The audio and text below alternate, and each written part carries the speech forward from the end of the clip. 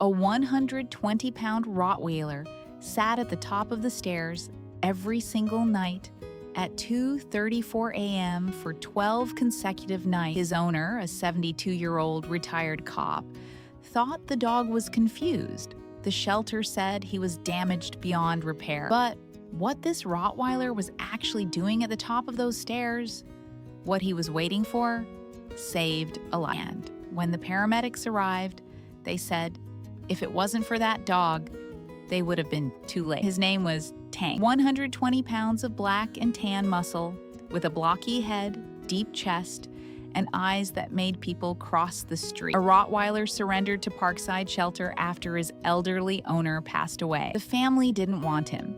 Too big, too old, too much of a reminder. Tank was 8 years old. In shelter terms, that's a death sentence. He sat in Kennel 7 for 891 days. 31 families came to look at him.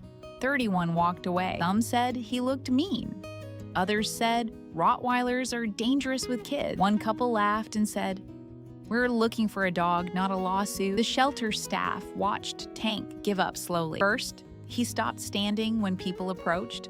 Then, he stopped eating unless someone hand-fed him. By month 18, he just lay in the corner with his massive head on his paws, staring at nothing. Here's what most people don't know about Rottweilers. They were bred in Germany over 2,000 years ago to herd cattle and pull carts for butchers. They're not naturally aggressive. They're naturally loyal, but loyalty without purpose is just emptiness wearing a collar. Robert Chen was 72 years old. Retired police officer, widower. His wife Margaret had passed away 7 months earlier after 48 years of marriage. The house felt too big.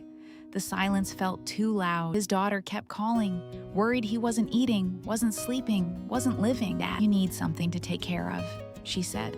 "I'm too old for a dog." "Then get an old dog." Robert walked into Parkside Shelter on a Tuesday afternoon with no intention of adopting. He told himself he was just looking.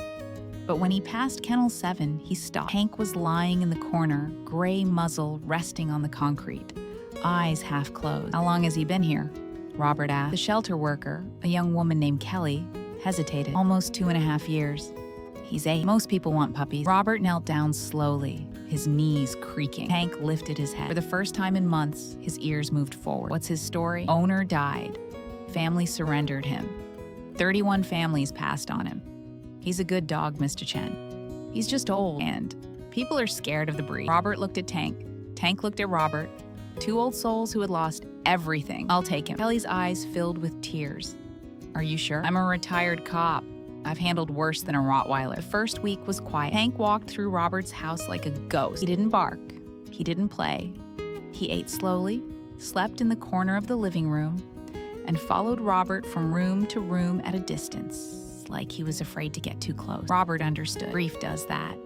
Makes you afraid to love again because losing it hurts too much. On the 8th night, Robert went to bed at 10:30 p.m. At 2:34 a.m., he woke up to a sound, a low whine. He turned on the bedside lamp and found Tank sitting at the bedroom door, staring at him. "You okay, boy?" Tank whined again, walked to the top of the stairs, sat down, and stared back at Robert. Robert got up, checked the house. Every door locked, every window secure. Nothing. He went back to bed. Tank stayed at the top of the stairs. The next night, same thing. 2:34 a.m., Tank sitting at the stairs, whining softly, looking back at Robert's bedroom. By night 5, Robert was exhausted. "Tank, what are you doing?" Tank didn't move, just sat there, watching, waiting. Robert called his daughter. "I think something's wrong with the dog." "What's he doing?" "Sitting at the stairs every night at 2:34 a.m., just sitting there." "Dad, maybe he's trying to tell you something." "Tell me what?" "There's nothing there." "But Rottweilers don't do things without reason. They're working dogs." And Tank was working. Night 12. Robert woke up at 2:34 a.m., but this time, something felt different. His chest felt tight. His left arm tingled. He sat up in bed, and the room started spinning. He tried to stand. His legs gave out. He fell to the floor. That's when Tank moved. He didn't bark. He ran down the stairs, grabbed the cordless phone from the living room table, and carried it back up. He dropped it next to Robert's hand. Robert's vision was blurring. He could barely breathe. With shaking fingers, He dialed 911. "I need help," he whispered. "Heart attack, 2247 Maple Street." The dispatcher kept him on the line. "Stay with me, Mr. Chen. Ambulance is 4 minutes away." Tank lay down next to Robert, pressing his massive body against him, keeping him warm. Robert's hand rested on Tank's head. "Good boy," he whispered. When the paramedics arrived, they found Robert on the floor, barely conscious, with a 120-pound Rottweiler lying protectively beside him, refusing to move until they showed their badges. One paramedic looked at the phone on the floor. "Did the dog bring you that?" Robert nodded weakly. "Sir, you're lucky. Another 10 minutes and we wouldn't have made it." Robert spent 3 days in the hospital. The doctor said it was a massive heart attack.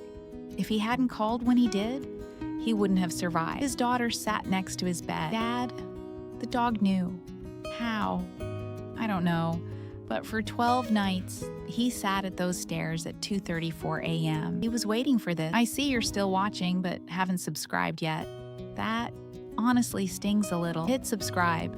Trust me, you'll want to see what happens next." When Robert came home from the hospital, Tank was waiting at the door. Robert knelt down, wrapped his arms around the massive Rottweiler, and cried, "You saved my life." Tank leaned into him, tail wagging slowly for the first time since the shelter. The doctors explained it later. Dogs can smell chemical changes in the human body, heart attacks, seizures, strokes. They can detect them hours, sometimes days before they happen. Tank had been monitoring Robert's heart for 12 nights, sitting at the stairs, waiting, ready. The dog that 31 families rejected, the dog everyone called too old, too aggressive, too much. He became the reason a 72-year-old man is still alive. Today, Robert is 74. Tank is 10. They take slow walks every morning. They sit on the porch every evening. And every night at 2:34 a.m., Tank still walks to the top of the stairs, checks on Robert, and goes back to sleep. Not because there's danger, because that's his job. That's his purpose. And for the first time in 891 days, Tank has something worth protecting. The shelter said Tank was hopeless. 31 families said he was unwanted. But Robert looked at an 8-year-old Rottweiler with gray on his muzzle and saw exactly what he needed. A second chance, a purpose, a reason to keep going. Because sometimes the ones the world calls too old are the ones with the most life left to give. Sometimes broken just means waiting for someone who understands. And sometimes the most dangerous thing you can do is ignore what a dog is trying to tell you. Tank didn't just save Robert's life. He gave him a reason to live it. Would you give an older dog a chance? Tell me in the comments.